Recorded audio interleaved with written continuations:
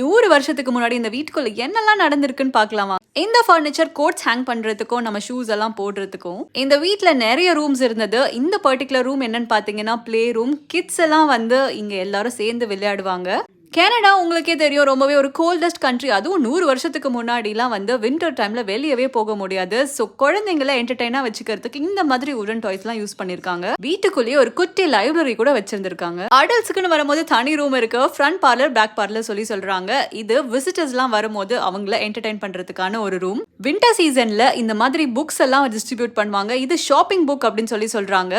என்னெல்லாம் சம்மர்ல போய் வாங்க போறாங்க, வீட்டுக்கு தேவையான எல்லா விஷயமும் அந்த புக்ல இருக்கும். எவ்வளவு காஸ்ட் எங்க கிடைக்கும்ன்ற விஷயத்துல இருந்து எல்லாமே இருக்கும். சம்மர் மந்த் வந்ததுக்கு அப்புறம் அதெல்லாம் போய் வாங்கிட்டு வந்துருவாங்க. அது மட்டும் கிடையாது, இந்த அடல்ட்ஸ் ரூம்ல தான் பார்ட்டியும் பண்ணிருக்காங்க. இந்த பர்டிகுலர் ரூம்ல தான் ஸ்மோக்கிங் ரூம் அப்படின்னு சொல்றாங்க. அந்த காலத்திலேயே ஸ்மோக்கிங்க்கு தனி ரூம் எல்லாம் வச்சிருந்திருக்காங்க. இந்த அழகான பில்டிங்கோட ஓனர்ஸே இவங்க தான். பாய்.